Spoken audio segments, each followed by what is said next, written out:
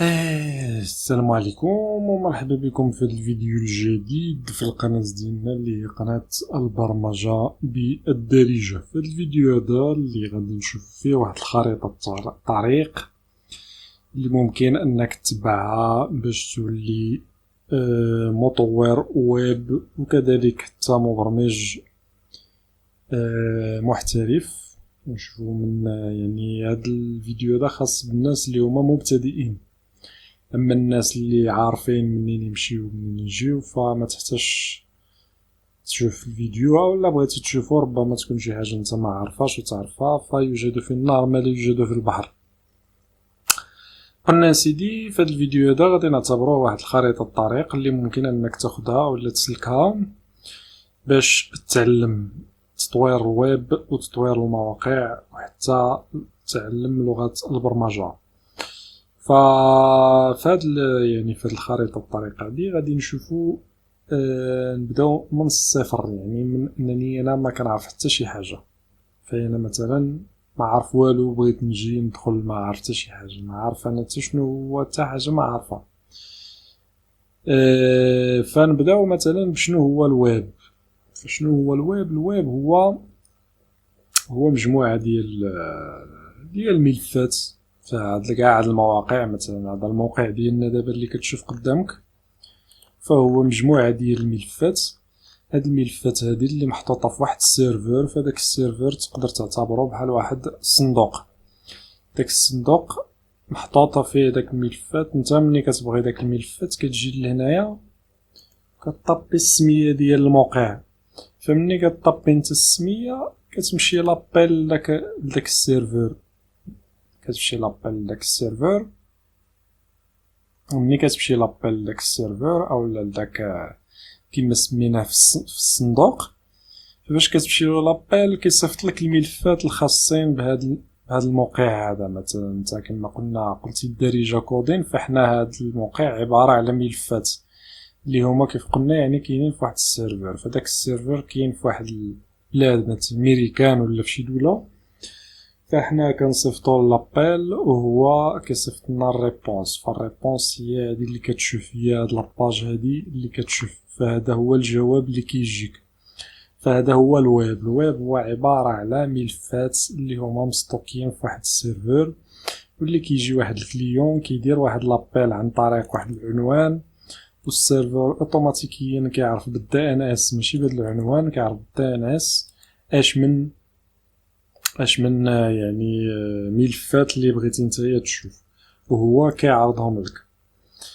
دابا عرفنا شنو هو الويب. بغيت انا نعرف دابا باش غادي يمكن لي انني نصاوب هاد الملفات حتى انا ونديرهم في واحد السيرفر. فباش نصاوبوا هاد الملفات فضروري ما خصنا واحد الكود اديتور كيتسمى كود اديتور. ممكن انك يعني تيليشارجي بزاف ديال الكود اديتورز اللي كاينين. فكاين سابليم تكست اللي هو يعني ماشي مجاني، ولكن مجاني وماشي ماشي مجاني، نص نص. فهو كتخدم به فابور، ولكن كي مره كيقول لك خصك تخلص. فشنو هو الدور ديال هذا الكود اديتور؟ فهو اللي كيعاونك انك تكتب الكود ديالك. فمثلا انا هنايا الا جيت انا فتحت هنا هاد السابليم تكست غادي نلقى بان عندي فيه واحد البروجي. داك البروجي مثلا هو انا اللي كنخدم. داك البروجي مكتوب بالكود، فهذاك الكود هو اللي كاين في ملفات. في هاد الملفات هادي كيف كتشوف دابا هذا هو الكود. فالكود اديتور ولا محرر الكود فهو اللي كيمكنك من انك تكتب الكود وتزيد الملفات ديالك في المجلدات وتكتبو كيف كتشوف دابا هنا. ومن بعد عاد كنحطو في السيرفر، كنصيفطو للسيرفر باش كيولي اون ليني كيف كنشوف دابا هنا. فكيف قلنا يعني كاين بزاف، كاين سابليم تكست، كاين هذا في اس كود ولا فيجوال ستوديو ديال مايكروسوفت. فهو دابا اللي مشهور، فالطوندونس هو رقم واحد فيها حاليا. دابا شفنا كيفاش نتعاملوا مع الكود اديتور. ندوزو لحاجه اخرى اللي هي الانواع ديال الويب. بالنسبه للويب فعندي فيه جوج الانواع. كاين الفرونت اند اللي الفرونت اند اللي كيتكلف بالواجهه، فهو يعني المطور اللي كيطور هاد الواجهه اللي كتشوف دابا اللي فيها الديزاين فيها هادشي. وكاين النوع الثاني اللي هو الباك اند. فالباك اند كاع ما كيبانش، الباك اند دابا انت كاع ما كتشوفوش. فالباك اند هو فاش كنكليكي انا على شي حاجه هنايا، فاش كنكليكي مثلا على هاد الدروس كي اش بي وكيديني مثلا للرابط اللي كيافيشي لي الدروس. فهنايا الباك اند هو اللي مكلف هاد القضيه هادي ديال لافيشاج ديال لي دوني، حيت الباك اند كتكون عنده علاقه مع قواعد البيانات، فكيتصل بقواعد البيانات وكيعطيك النتيجه تشوفها. اما الديزاين او الفرونت اند فهو فقط الديزاين اللي كيتافيشا فيه المحتوى اللي جبدنا من قاعده البيانات ولا من الباك اند. فباش نشرحوها بطريقه بسيطه، فالباك اند تقدر تعتبره او الفرونت اند والباك اند تقدر تعتبرهم بحال ملي كتدخل لشي ريستورون. فاش كتدخل للريستورون نتايا كتجلس في الطبله، كتلقى الطبله نقيه مقاده، الفراشط محطوطين، المنادل مطويين، الكيسان نقيين ومحطوطين. فهنايا هذاك هو الفرونت اند. الفرونت اند هو انك انت شفتي داكشي اللي نقي وهادي محطوط قدامك، هذاك هو الفرونت اند. اما الباك اند فهو الداخل في الكوزينه، تما فين كيطيب الماكله، فين حتى كيجيبوها لك مقاده يعني وكتقدم لك بانها فواحد الشكل اللي هو يعني مقاد يعني ولا في واحد الديزاين اللي هو جميل. فهذا هو الباك اند والفرونت اند. اما بالنسبه للفرونت اند ففيه كاين فيه بزاف ديال التقنيات اللي كيمكنوك من انك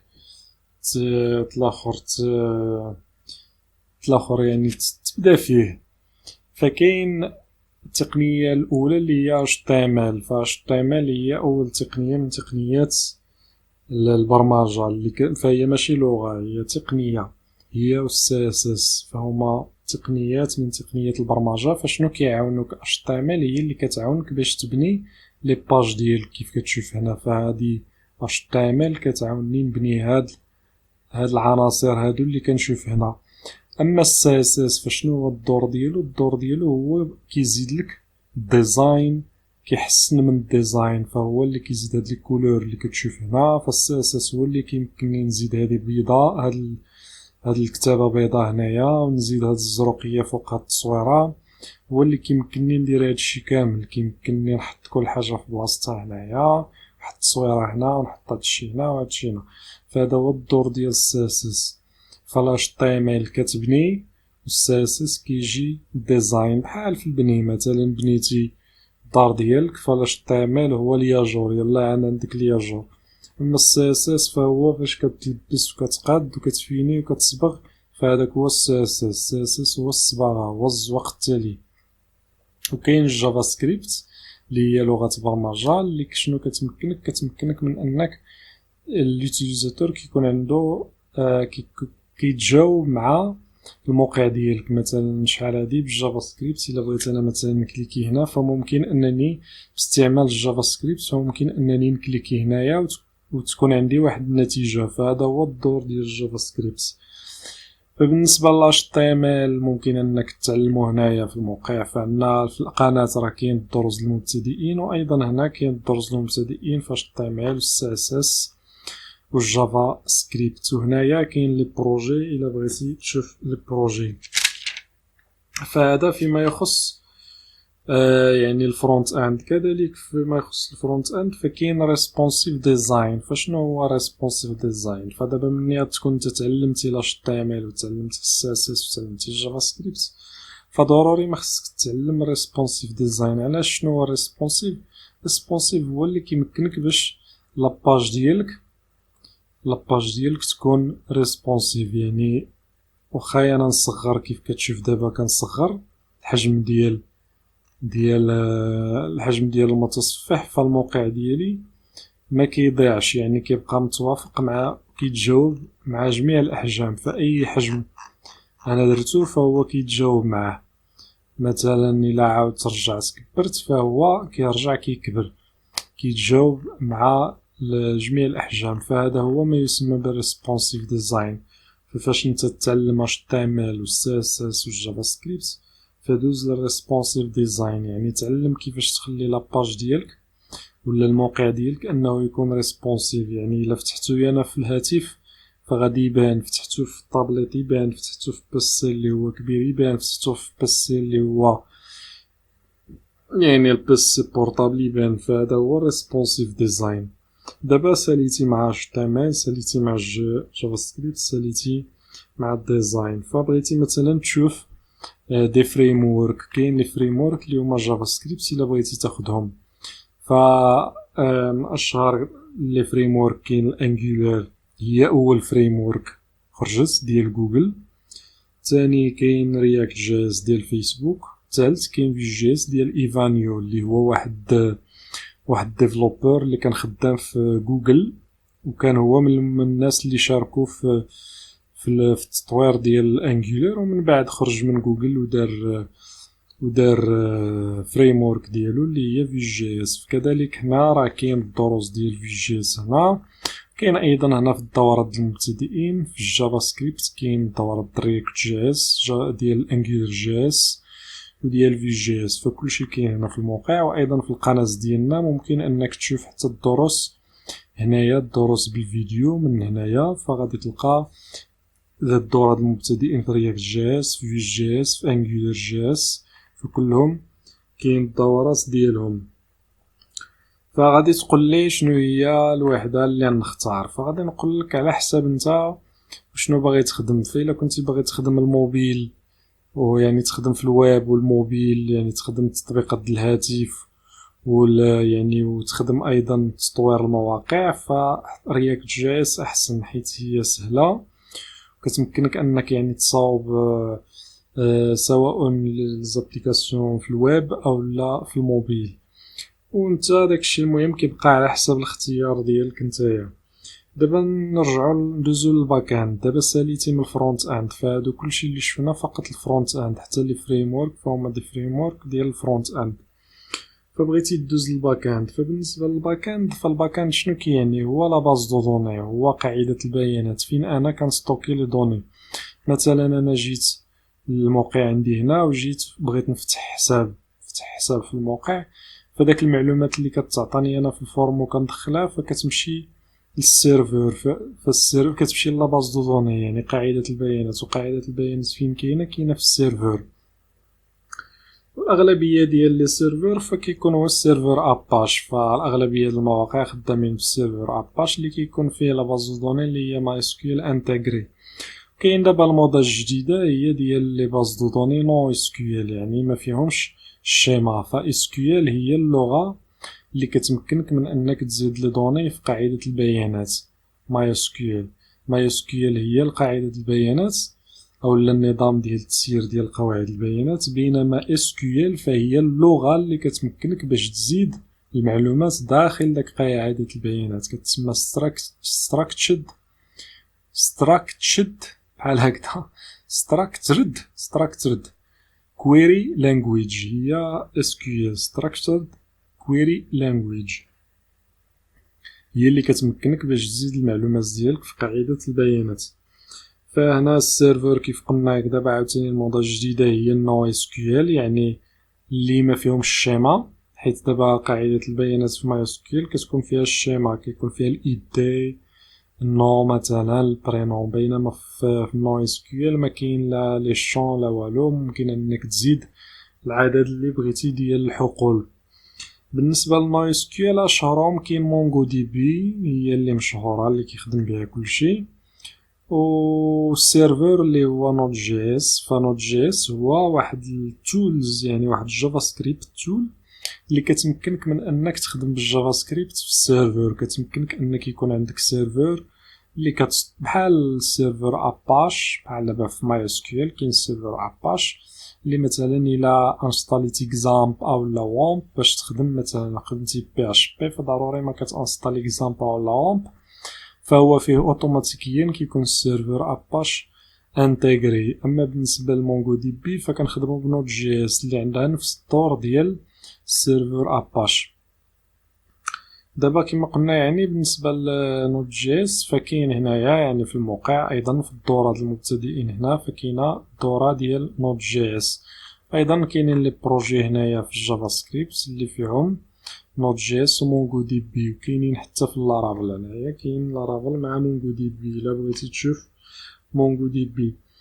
اما بالنسبه للغات اللي هما يعني مشهورين في التعامل مع، دابا انت تعلمتي سي اس اس، تعلمتي اش تي ام ال، جافا سكريبت، ودزتي شفتي شي فريم ورك مثلا رياكت ولا انجولار ولا في جي اس، فانت ساليتي مع الفرونت اند. دابا بغيتي دوز للباك اند، فبالنسبه للباك اند ممكن انك سواء تخدم بي اش بي في الويب، الا بغيتي تقاد في الويب هكذا فكتخدم بي اش بي، او لا جافا الا بغيتي تخدم تطبيقات موبايل فكتخدم اندرويد ستوديو اللي كلغه كتخدم بالجافا.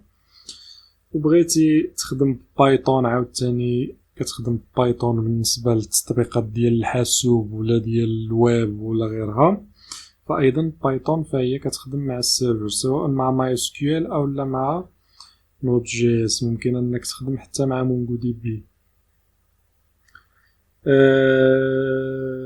فكنظن دابا من بعد مني نشوف هادشي كامل، شفنا السي اس اس التعامل كدا الفرونت اند والباك اند، فانا تعلمت بي اش بي ولا تعلمت بايثون ولا تعلمت جافا، فممكن انني نمشي نتعلم شي فريم ورك بحال مثلا الا انا كنت في بي اش بي ممكن انني نتعلم لارافيل او لا كوديغنايتر، فحتى هما يعني دي فريم ورك اللي هما سامبل كوديغنايتر ولا كيك بي اش بي ولا سيمفوني، فكلشي راه كاين الدروس هنا ديالهم، كاين سيمفوني كاين كاع لي فريم ورك بي اش بي. ايضا بالنسبه للبايثون حتى هو الا بغيتي تتعلمو فراه كاين الدورات المبتدئين ديال البايثون، وكاين الدروس ايضا بالفيديو. فكنظن هادشي اللي كاين.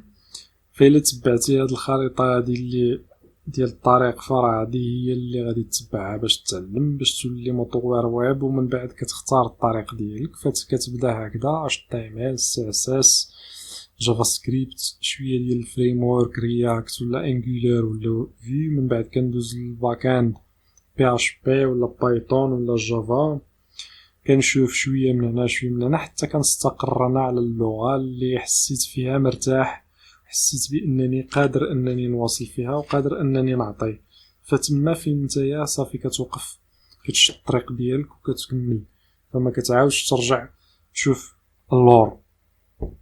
فهذا ما كان في هذا الفيديو هذا، نتمنى تكون عندك استفدتي. عجبك الفيديو جي مبارطاجي، ما عجبكش حتى هي جي مبارطاجي باش يعرفوك الناس بان راه ما عجبكش الفيديو. ونشوف فيديو قادم، والسلام عليكم ورحمه الله تعالى وبركاته.